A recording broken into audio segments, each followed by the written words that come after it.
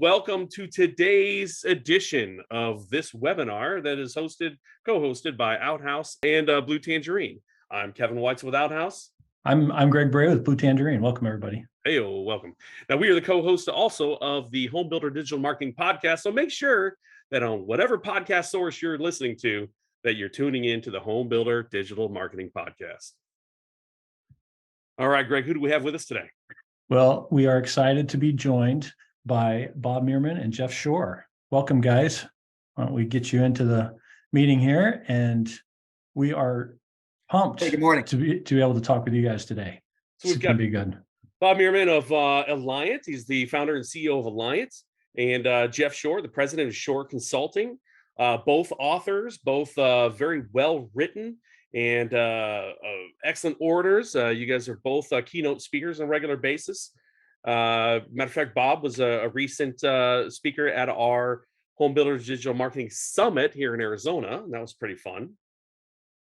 Yeah, and we are excited because you guys have just recently come out with a new book, and we wanted to dig into that a little bit today and understand a little bit more about kind of what got behind it and why you did that and kind of what we can learn from it. So I guess maybe, Kevin, can I start us off here and let these guys get going, or do you want from contract to close? Let's go ahead and chat about it. Yeah, Let's get into some intros here.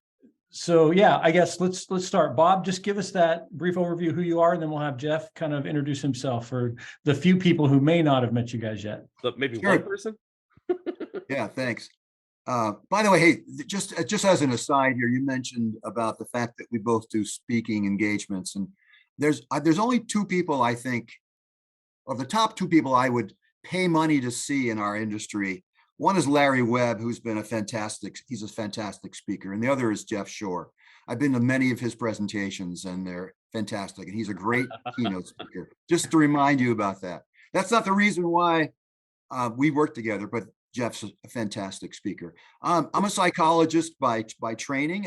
Speaking about Minnesota and the snow in Minnesota, I spent 8 years as a staff psychologist at General Mills in Minnesota, and then started National Survey Systems in 1984, changing our name to Alliant in 2002.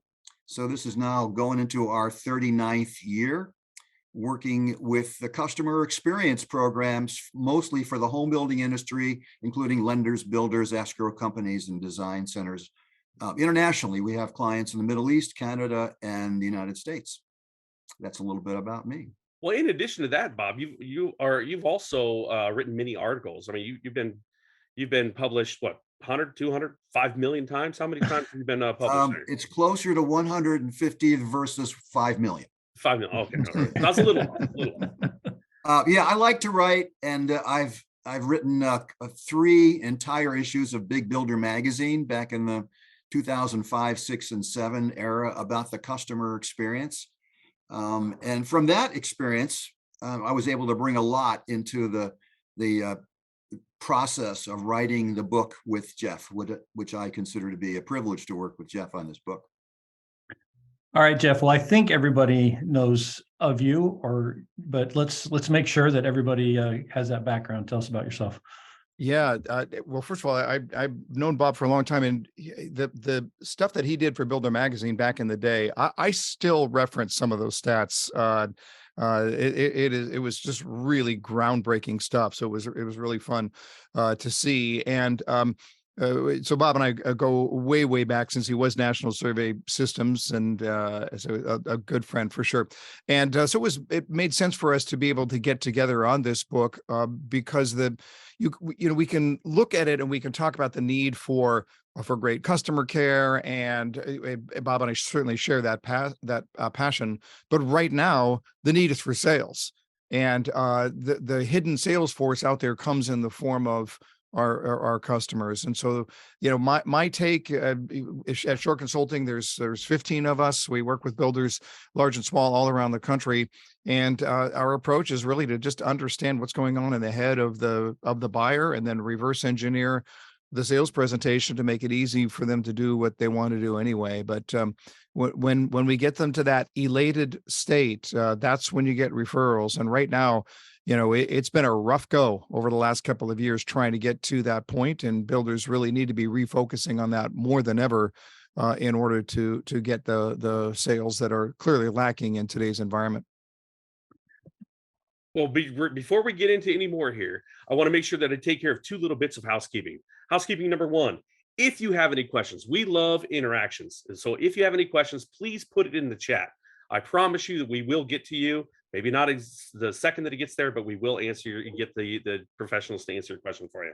And then number two, stick around at the end. We're going to have our very well-known door prizes. So stick around at the very end and we will take care of the door prizes at the very end.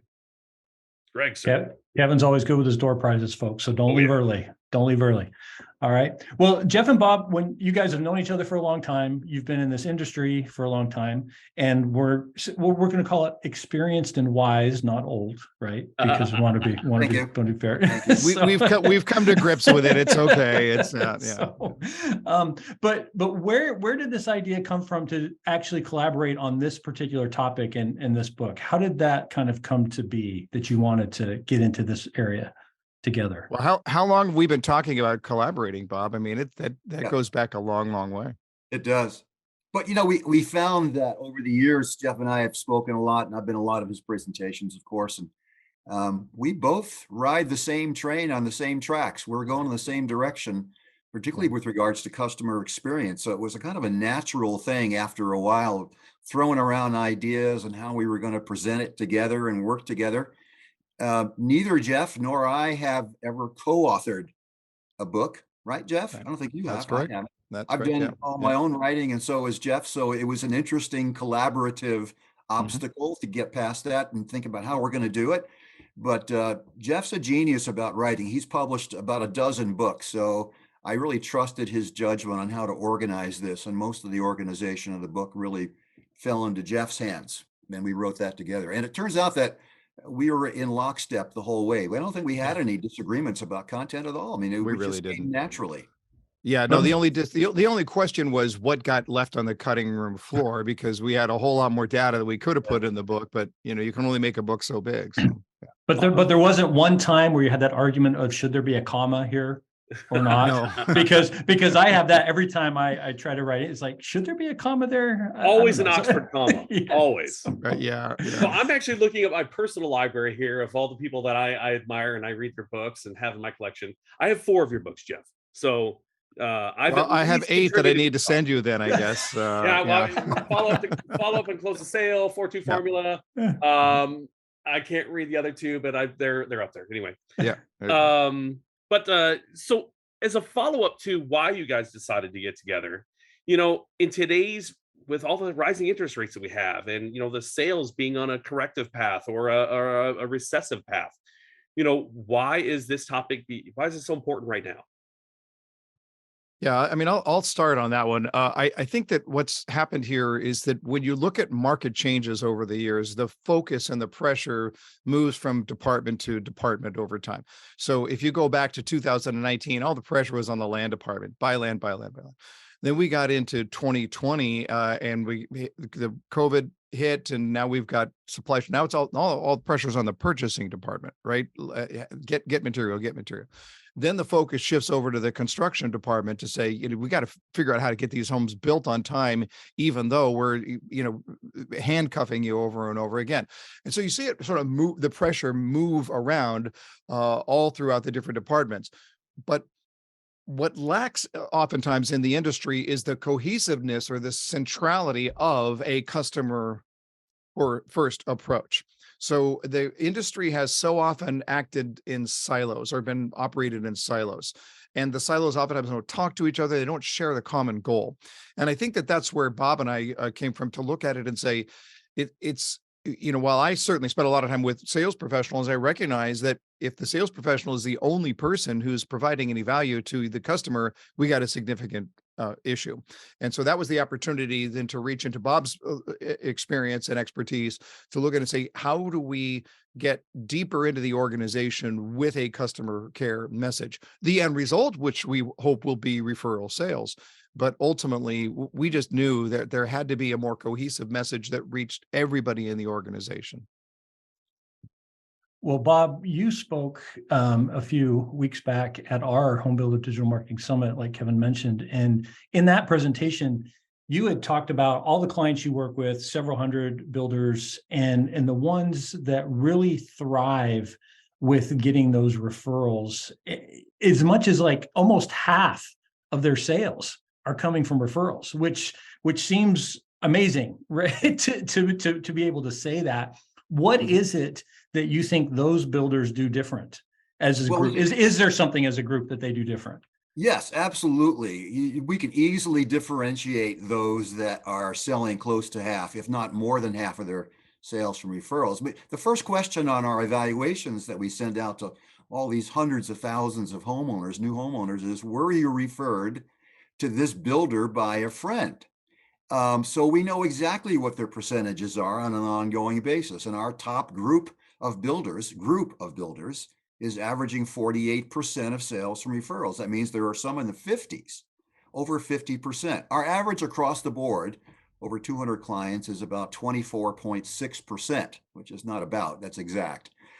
So that's about 1 out of 4 homes from are being sold from referrals. So here's what the best builders are doing. First of all, you don't find a score of 48% of sales from referrals unless the top person, he or she, is absolutely committed to the customer experience and demonstrates that actively by either promulgating a recognition program for those individual representatives that are doing well to create this incredible experience that drives referrals, that drives the willingness to refer. Performance bonus plans, requiring the setting of goals for the customer experience on questions in our evaluations is an extremely important part of that. Focusing on behaviors rather than outcomes. You don't put your performance bonus plan based on the outcome, which is the percent of sales from referrals or overall satisfaction. You put it on the actual behavior, which drives that satisfaction. So we help them to put together these bonus plans that are based on the behaviors. And the third thing, which hopefully get time to get into this, and Jeff's a master of this from a logistical and practical standpoint, is how you set expectations. This whole process of setting expectations, we feel here in Alliant, and Jeff agrees, is about half of the opportunity to create this extraordinary customer experience and good ratings and high levels of referrals is from the way we make promises. The words that we use, the way we do it, and I think Jeff can probably get into that hopefully later on in this conversation. Oh yeah. Well, with the book From Contract to Close, we basically have a step-by-step process in place in the book of how to manage some of this stuff. So Yeah. how important is expectation management in driving a home buyer's willingness, to be able to refer a friend? Jeff, Bob, you you want to go handle it? first. Yeah. Well, yeah. Listen, there's no question about it. It's critical. Bob has taught me that it is the factor here, because when you look at it from the perspective of the home buyer, if we don't manage those expectations properly for them, then they will come up with their own expectations. And that's the problem here, is that whatever they're going to come up with is now in competition with whatever we're going to execute on. So if we haven't determined that, and they come up with their own idea of the way that things should be done and the way that we should be communicating with what frequency and with what medium, and if there's a battle there, we're going to lose. We're going to lose. And unless we get in front of that up front, there's nothing we can do to solve that after the fact. But Bob, I know this, when it comes to referral drivers, this is at the top of the list, right? Absolutely. Our goal, and what we point out in the book in numerous places and give all the defining moments and how to do this step by step. It's really a blueprint. Is that promises cover 50% of the opportunity to improve. And the way to make better promises is to aim to beat every promise that you make, not just meet it. Meeting promises gives you satisfaction, and we don't need no satisfaction. Right. We need to beat those expectations. And to do that, you need to make promises you can beat every time. You don't promise to call somebody by 4 o'clock thinking that you're going to call at 4 or 5 o'clock and that should be satisfactory. You promise to call at 4 o'clock knowing you can do it at 2 o'clock. And you extend that philosophical approach to everything that you do. The simple analogy here is if you go to a restaurant and they say it's going to be a 30-minute wait and they seat you at 30 minutes, you don't go, that's awesome. You did what you said you were going to do. You guys are great, right? That's not what you do. You just sort of roll your eyes and move on. If they seat you at 20 minutes, you're like, wow, nicely done. You said 30, you overachieved. You did it in 20. You guys are great. If you sat me at 32 minutes, I'm pissed off. Right. So that's how thin the line is. Now, a good restaurant, they know it's going to be a 20-minute wait, and they're going to tell you it's going to be a 30-minute wait. They know what they're doing right there. So that's that key point here of making promises. And this is across the board, by the way, sales, warranty, the builder, the mortgage company or designer. You only make promises that you know you can beat. That's a key premise to setting expectations. Just to follow on that, Jeff, I think when I'm at the restaurant and they tell me 30 minutes, in the back of my head, I'm going, man, I sure hope it's only 20 because I'm hungry, so it's like, so when we tell people we have this natural desire to get something better, it's like, oh, well, I hope it doesn't take that long. I hope they'll be done before that. Oh, I hope we just, even though we are being told, we even in that moment emotionally seem to want something better if it doesn't like match our dream plan, right? There's a lot of psychology to this, right, Bob? You mentioned the psychology piece. It is, and when I'm doing seminars and workshops, and I tell everybody in the audience that it's going to be a 90-minute deal, I'm shooting for 75 because I know everybody wants to get out and go home, especially if there's a lunch after the seminar. So, I'm shooting to beat whatever promise I make, even to such something as simple as explaining how long this seminar is going to take. So, and for reference, so with that said, everybody, thanks for joining us. Yeah, and for reference, this doesn't work. Make it 5 minutes. The Jedi mind trick does not work. Yeah, it does not work. That's good. That's good. Yeah. Yeah, we can't just say, well, you might get a house someday and it might cost you something, or maybe we'll get around. Right. We can't just go to zero expectation, right? How big is that? That's the number one promise that we make. The most important promise that we make as a builder is the answer to that first question that we hear is, when can I move my family into my new home? And they ask that numerous times. We have to have a response ready that's realistic. We have to have a response ready that's consistent across all departments. And everybody needs to be trained on exactly what to say. It's not something arbitrary. I'm sure Jeff trains his people to do that. Right. But what happens when the salesperson down the street at the other builder is telling them something that isn't really probably realistic, but it sure sounds nice. And it's like half the time of what we're going to tell them. I mean, aren't we creating a sales challenge there, Jeff, where did you have to overcome somehow? Sure. Yeah. I mean, listen, it is a possibility, but I think the key here is the level of education that your salespeople are willing and prepared to be able to give to the customer as to how the process works and why the numbers are reliable. Because if we look at it and we say, listen, if you want a good quality build home with no corners cut, this is the process that we're going to go through. And that's why the date is over here. Could we get you the home sooner? Yes, we could. But we'd have to cut corners, and we're not doing it. And that allows me the opportunity to plant that seed that if somebody can deliver that home significantly quicker, there's a shortcut that they're going to take in order to get there. That's great. That's great. So is there a positive, or is there any positive, or is it all negative to utilizing your weaknesses of your competition on the road when you know for a fact that XYZ Homes is months behind delivery and they're still promising on time? Do you call them out on it, or is that putting the wrong seed in place? Yeah, I'm not a big fan. I go with the adage that when you throw dirt, you lose ground. I think that if we, rather than hitting them on that issue, now it's one thing if a client specifically brings something up about a builder but even then we have to be very sensitive to the way we would approach it. I would rather look at my winning track record than their losing track record. That's why we love you, Jeff. Let's deal with the things that we can control rather than someone else's failures. Yeah. So, but listen, this is true across the board though. If you look at it, you say, I'll just give you an example. this is way back when I was selling homes, and a builder community directly across the street, totally cheaped out on the door hardware.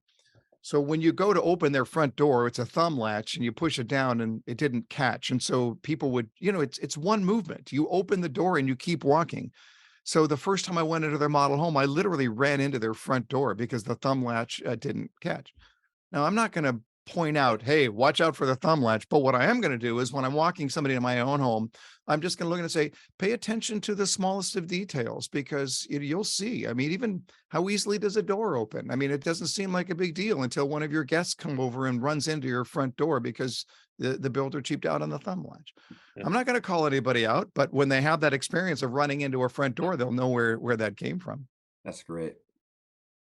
Well, Bob, you've talked about in some of your presentations this concept that you refer to as the Magnificent Seven, kind of these special behaviors, if you will, that kind of drive the buyers along. What are some of those, and where does that come from and fit in? The Magnificent Seven came about because we work with the USC, University of Southern California Marshall School of Business, and their graduate business statistics department handles all of our data in terms of our heavy duty analysis, regression analysis, factor analysis, et cetera. And what they came up with, what we were looking for, was what is the key behavior in every department that is correlated highly as a causal factor in driving the buyer's willingness to refer as a result of the experience they had with the loan, with construction, with customer service, with sales. So we came up with one in each of the 5 departments. Well, that was our goal, but it turns out there are 2 departments that have 2 key behaviors. So we ended up with these 7, and we just refer to them as the Magnificent Seven. And the number one, most important of all those 7, is the builder's ability to keep the buyer informed of construction progress before the buyer has to call and ask. So we call it proactive communication, letting the buyer know where the house stands. The best way to do that is with photographs. So our best builders, most of our builders now are using photographs of the house under construction. In fact, in our new Eliant app called Engage, there's going to be a section of that app which will allow builder field representatives to quickly take a picture of the house under construction or the drywall, whatever it is, and click a button, and it goes right immediately to the buyer because you have the buyer's email address integrated into that app. But that's the number one thing. There's one in each department. So in finance, it also is, for the mortgage area, keeping the buyer informed about the loan status before the buyer has to call and ask. We're trying to reduce anxiety. And that's the number 2. In the design center, it's about the value, the perception of value of the entire design experience is the key component in that. Does the buyer understand why some of the pricing might be higher than he or she could get in a retail store or online? In the construction area, it's 2 things. It's job site cleanliness, which drives the perception of quality. And number 2, home delivery on time. Key, very key. In fact, Jeff and I spent a lot of time in our book on home delivery and best practices in each of these things. And customer service, it's also 2 additional issues. It's, was the repair done right the first time? And was the home or work site, the repair site, left clean after the repair is done? Nobody wants to have a house that's in worse condition than when the customer service guy showed up. So there are 7, those are the 7 issues that really drive willingness to refer. And Jeff and I spent a lot of time in the book talking about best practices of our highest rated builders on what they're doing in each of those 7 key behavior areas. Kevin, can I follow up on that? Yeah, please do. So Jeff, from a sales team standpoint, how do you set an expectation that something's going to go wrong along the way without being negative, when people don't want things to go wrong? He mentioned repairs, right? And getting repairs. Well, I don't want anything to need to be repaired, right? So you're going to tell me that repairs need to be done well, but how do you kind of balance that? Great question. Well, yeah, it is a great question, an important question. There's only so much that you can do up front in telling a customer things are going to go wrong, windows are going to break, we're going to have delays. All these things should be said. The problem is at the time that you're telling them this, at the time of the contract, they're in a happy place. They've just made one of the most important decisions of their life. They're what we call their emotional altitude, which measures their amount of positive emotional engagement that they have with the experience, is very, very high. And so at that point, it's like, oh yeah, sure. Yeah, we get it. Right. They're very agreeable when you're telling them these things up front.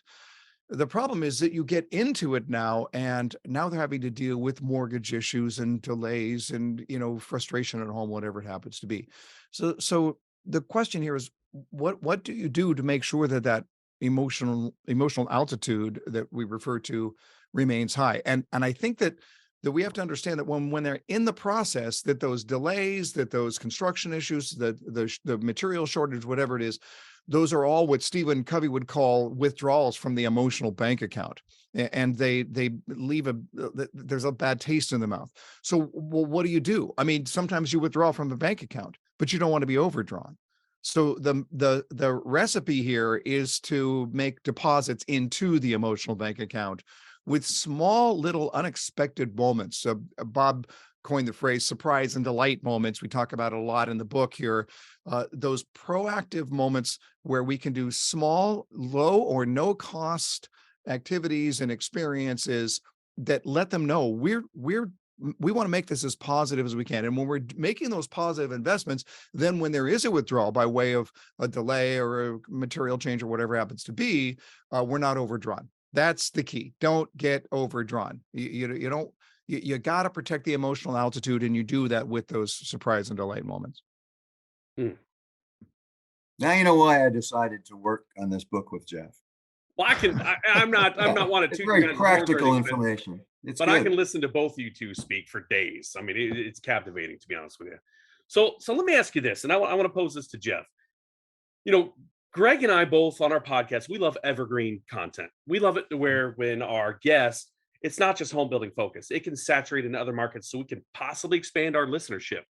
You've got chapters like I'm gonna have to read them here, but you've got chapters like how to deliver bad news.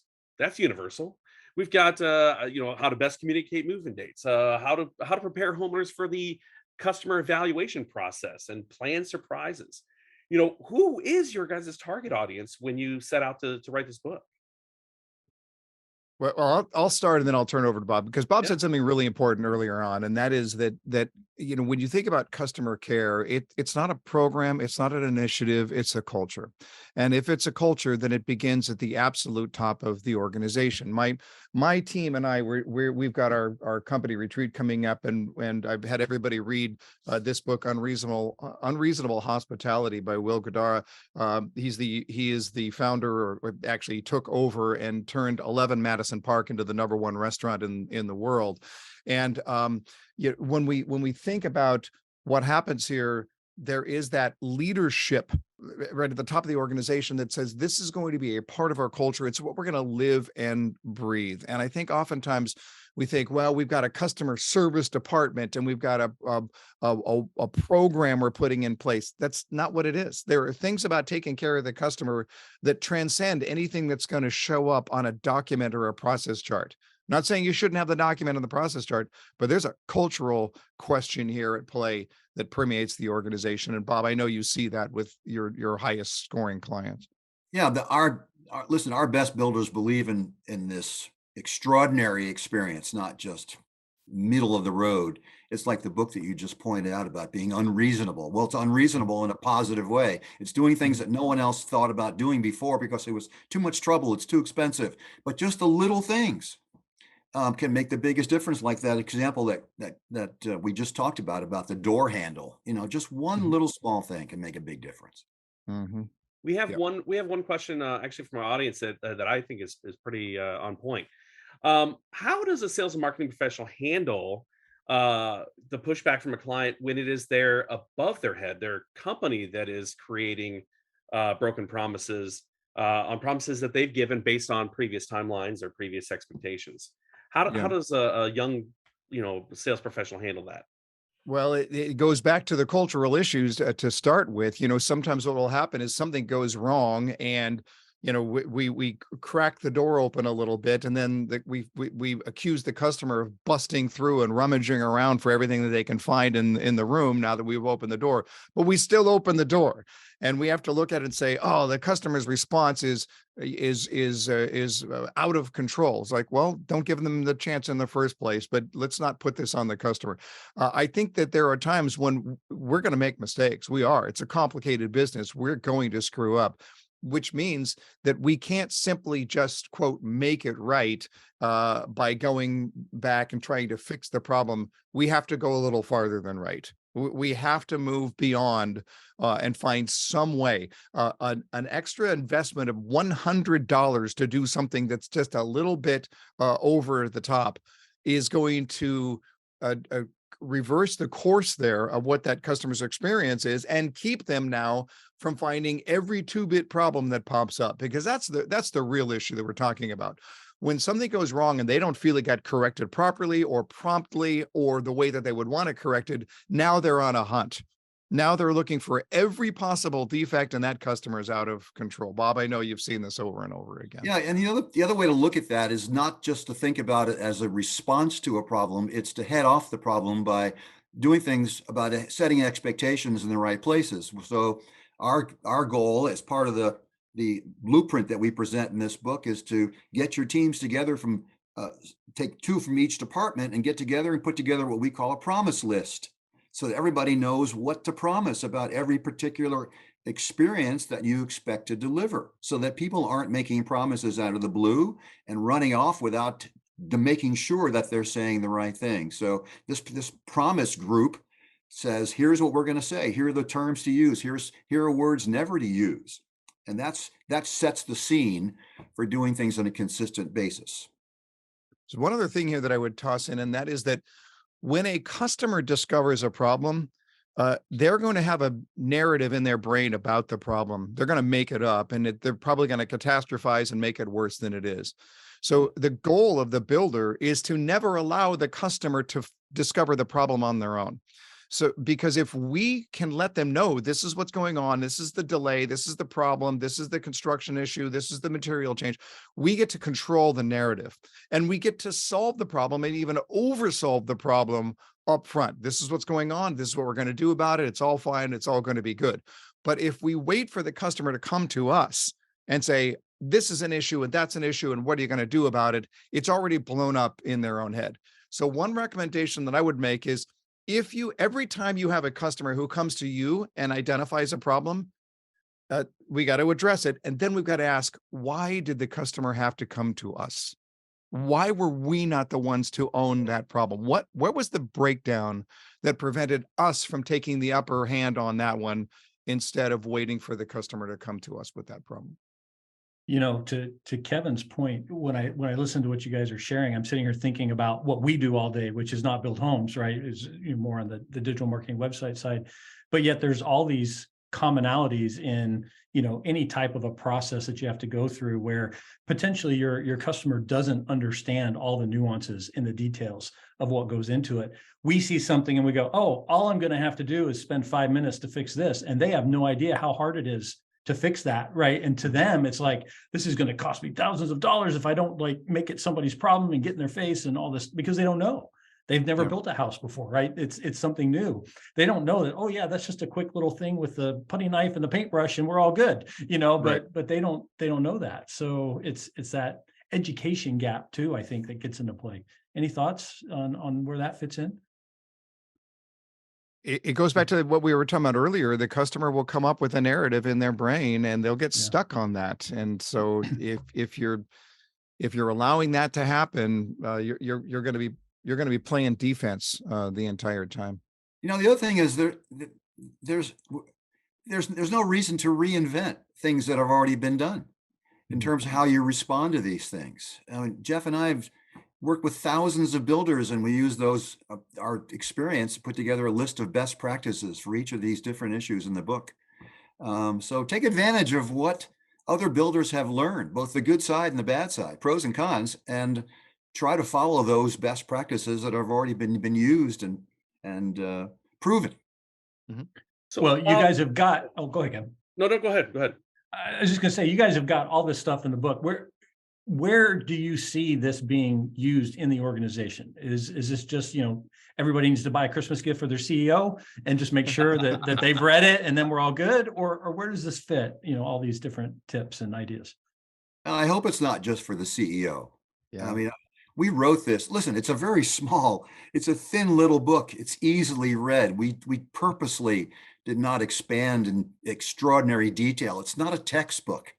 It's a list of best practices, and it's just list after list after list and examples, best practices. It's designed to be read by and used by each department's field representatives and management. And the best way, Jeff's written so many books, and what I liked about Jeff's books that we integrated wisely, Jeff's recommended this, that we have discussion points. We have discussion points at the end of each chapter. Here's how to use this with your departmental field rep teams and discuss this.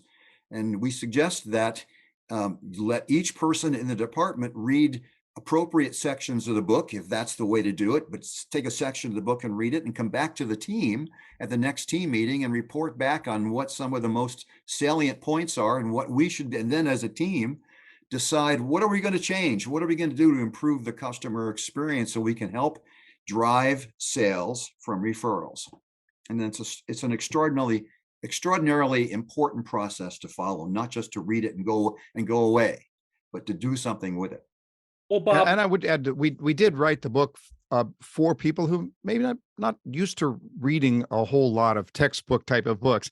The book is written as every chapter begins with a fable, a story of two home buyers who are purchasing at adjoining communities. One has a great experience, one a not so great experience, and then we pick it apart and say, what do we learn from this? And then now, what are the application points here? And then even what are some discussion questions? So our thought would be that everybody who faces the customer would benefit from reading the book together and going through and challenging their own practices.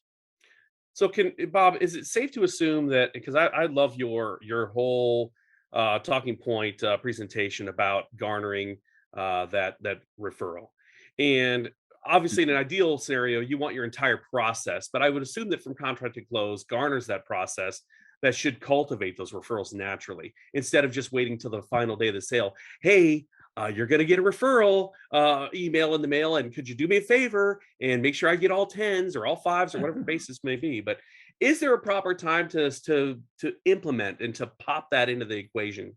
Into the You mean about asking for the referral? Because I mean, there's no crime in asking for it. I'm firm believer you should ask for it. Hey, my mom always taught me you only get what you ask for. If you don't ask, you don't get it. And there's no harm in asking and being told no.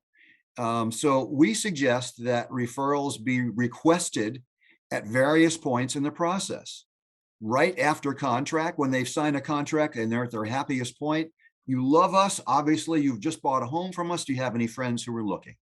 Right after the move-in, which is also part of the honeymoon period, another great time. But we suggest 3 times after the move-in, right after the move-in, midway through, particularly for those people who have come back to you and said, hey, we're delighted with the experience, not just satisfied, but delighted. You look at their scores on our evaluations, we have a list of the people who say, I'm delighted to recommend my friends. Well, if you got a list like that, call them and ask for it. So we have 3 lists, one after the move-in evaluation, one after the customer service evaluation halfway through, and one at the end of the year after the year-end evaluation has been conducted. We have a list of people who said they're absolutely delighted to recommend you. Call them and ask for it. And I'd like to personally thank both of you for saying that it's a short, easy read and stopping it there instead of saying so easy that a Kevin can read it. Because we've all pick on the mouth breathing knuckle dragger here on a regular basis. So, hey, so just thank because you, we didn't gentlemen, say for it, not. just because we didn't say it doesn't mean that we weren't thinking it. Well, somebody did ask how they can get the book, and I'm sure that you can get it on the Evil Empire. I never say the name of the company because I personally boycotted them from inception, but I know for a fact that I did put it in the comments that you can get it on the Shore store on Shore Consulting's website. Is there any other places that people can get that book there, gentlemen? That's the place to go. That's it. That's what I'm But talking there's about. because you also have the opportunity to if you're a manager to buy bundles, right, for your teams. And I mean, look, will you benefit reading it individually? Yes, but I don't know about you, but I feel like it's not a journey I would want to go on alone. I want to go on that journey with everybody in the organization who touches the customer. And the fact of the matter is that when you look at organizations that are really, really good at customer care, they're also the funnest places to work. And I know funnest is not a word, but it should be, so I'm going to use it anyway. It's a good word. Good word. Right? That's it. It's the sense of being on a mission, the sense of having a sense of fulfillment for what it is that I do. Organizations, Bob mentioned Larry Webb, for example. He's stepped away now, but the New Home Company it's a great place to work. And you look at TriPoint Homes; they a huge emphasis on taking care of the customer, and it's a great place to work. I don't think those two things are disconnected at all. Yeah.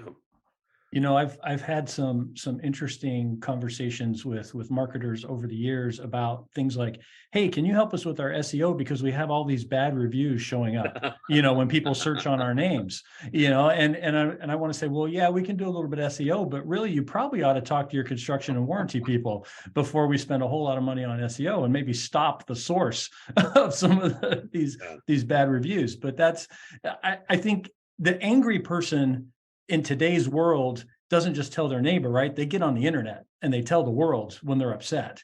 And that's like the flip side of all this. We want the raving fans, but the flip side is if we tick people off, they tell a lot of people too. What's the psychology of that, Bob? Don't they tell more when they're angry than they do when they're happy or Absolutely. something along those lines? Yeah, it's about 10 to 1.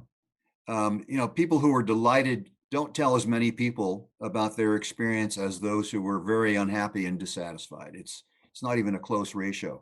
But to balance that off, you have to have people that are extremely delighted about their experience, who go out there and kind of overwhelm some of the negative stuff. So we help our clients publish their reviews. And by the way, doing that also holds people accountable. If you know that your reviews from your customers are going to be publicized and online for easy access, free access to potential buyers, and your name is going to be mentioned perhaps in that, there's a lot of accountability behind trying to get people motivated to deliver that kind of experience. It does help. Yeah, what the commonality here between people who flame you online and those who refer other people, the commonality is passion. And that's why when Bob said earlier, we don't need no satisfaction. Satisfaction is not the goal. People who are neutrally satisfied don't talk about it. There's just no passion there, right? When's the last time you got a referral on a really good pencil? People aren't passionate about pencils, so you don't talk about it. But if you're passionate about it on either side, that's when you're going to talk about it. And that's why the goal of customer satisfaction is, for Bob and myself, we just consider that distasteful. We think the entire phrase needs to be retired. Yes. You're elated or you lost. That's the way that builders need to look at it. Mm-hmm. Yep. So before we get to our door prizes, any last bits of advice from either one of you two? Well, Besides buy the book. where do we go with that? I mean, there's so many things to do. Yeah. I think we've outlined exactly what needs to be done. I think that the key thing is if you're aiming to satisfy your customers, forget about it. It's not where you need to go. You need to aim to delight. Forget about customer satisfaction. It's an old concept that needs to be retired, as Jeff has pointed out. Go for delight. Do the extra small things that just add 1% better experience than you could have delivered without that concept. And the one piece of advice that I would give is to be the champion. Some people look and say, well, but man, my rest of my organization may not be on board. Fine. Prove to them that they should be on board.